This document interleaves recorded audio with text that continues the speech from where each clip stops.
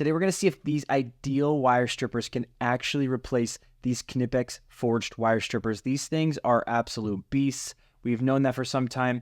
I just got my hands on these, and we're going to do some tests today to see, because there are a couple things about this that I don't like, and I genuinely think that this might be the solution to a lot of those issues.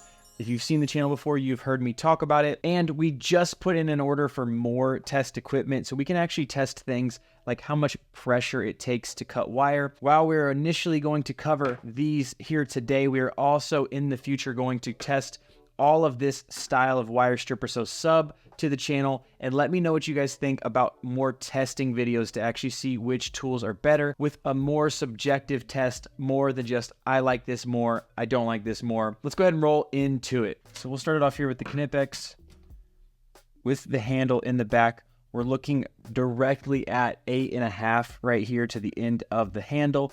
Okay, so we'll go ahead, pull those off, put the ideal on, and we're about a 1/2 inch longer here, right at 9 inches. So we have about a 1/2 inch more of reach, which is cool. We like leverage around here, that is for sure.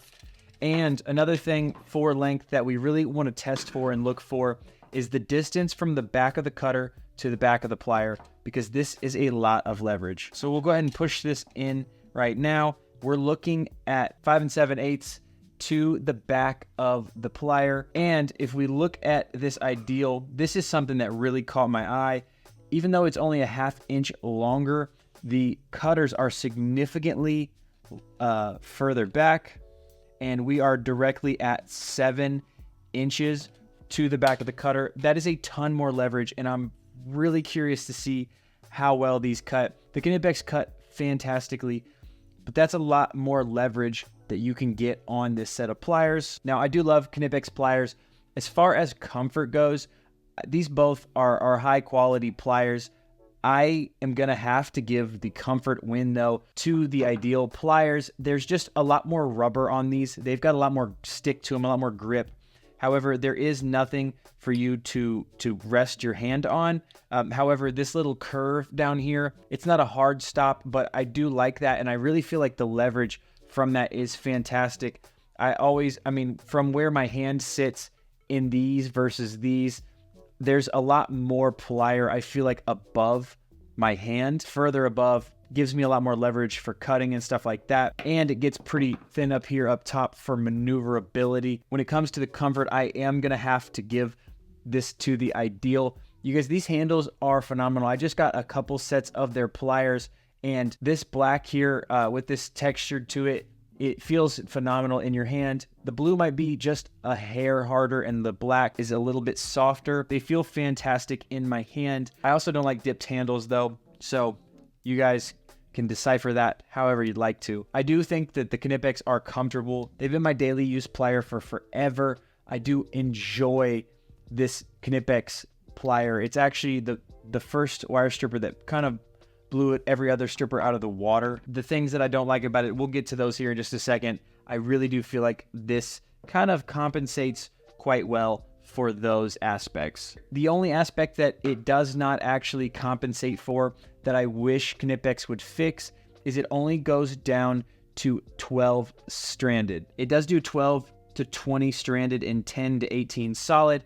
I really, really wish that they would go down to 10 stranded, because I end up using 10 stranded a lot on lighting circuits because of voltage drop. So that is one thing that I really wish that they would implement. There's a lot of the Klein wire strippers that actually have that next section down and they carry the 10.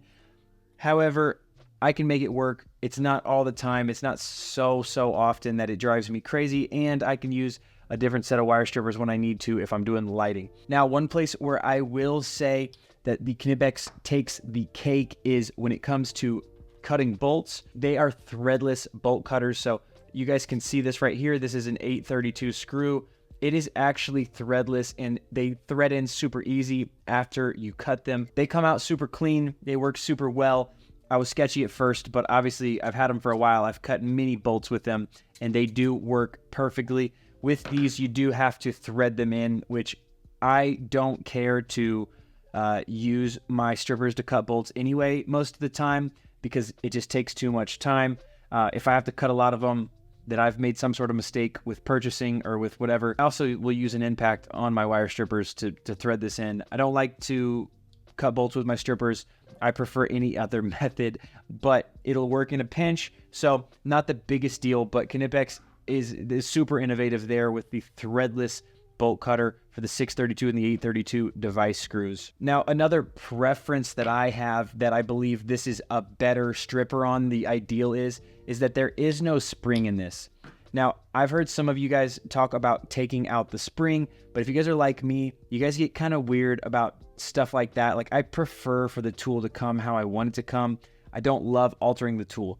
I will if I have to, I can, but I've had them for a while. I don't love that there's a spring in them, and I still haven't taken it out. There is this cool stop on here, which I do like, okay? And it's the easiest lock mechanism that I've found. They're really smooth. There was a creak in them for a long time, but I fixed it with some Ballistol. I love Ballistol. If you guys have never tried it, I like it way better than WD-40. But this comes in, and they are not spring-loaded. They are just your regular old pliers, and I kind of like that. I don't like the spring. I don't know of any plier that I enjoy the spring on, but wire strippers definitely aren't one of them. I really like that these come with the no spring in them. You can just use them how you want to. Now, the part that I really like about this set is that the head on them is thinner, okay? The head is much thinner than the Knipex. So right on the end here, we're looking at 0.237 inches. And then 0.122 inches in width, okay? That's fantastic. It's a very needle nose style of plier. I prefer that for my strippers because I tend to maneuver wires more than I do tend to twist my wires. I also don't pre-twist my wires. That's a debate for another time. I'm not super one-sided or the other. However, most of the time I don't find myself pre-twisting wires. I let the wire nut twist them. When we take a look at the size difference here in width, we're looking at 0.421, and the width, we're not going to be too crazy different here, 0.192 with that closed. I do have to hold it closed because if I don't, it'll push open because it's got a spring in it. Nobody likes springs. I'm sure somebody does. That part of it, you can make your own decision. It's really up to your workflow, what you like. You guys also might like the fatter head better. I know there's got to be people out there just like me who prefer to not have the fatter head. This one also doesn't matter as much for me, but this has a crimper on it, an insulated and a non-insulated crimper. We've got one up top here right before the wire stripper and the other one right here below, which is nice. I don't do a ton of crimping, so it's not a big deal for me, but that is part of it. Just something to note. And we've also got these built-in lanyard clips right here. Again, not something I use, but it is nice that I don't have to have a special attachment or a special plier. It just comes with the plier, so that part's cool. A lot of pros and cons here. I honestly, it's hard to say one is better than the other, but when we look price-wise, we're looking at $58 on Amazon currently with the Knipex, and that price varies. Sometimes it's like $70. I found it a lot of places right now for $58. A lot of people complain about the price. It's a solid wire stripper. I do love this wire stripper, okay? No complaints here about the price. It's great, not against it, but this one here, the ideal is a whopping $30. Right now, I believe it's $40 on Amazon, but I know from regular distributors, I know that from regular channels, this is very often $30 to $31 or $2.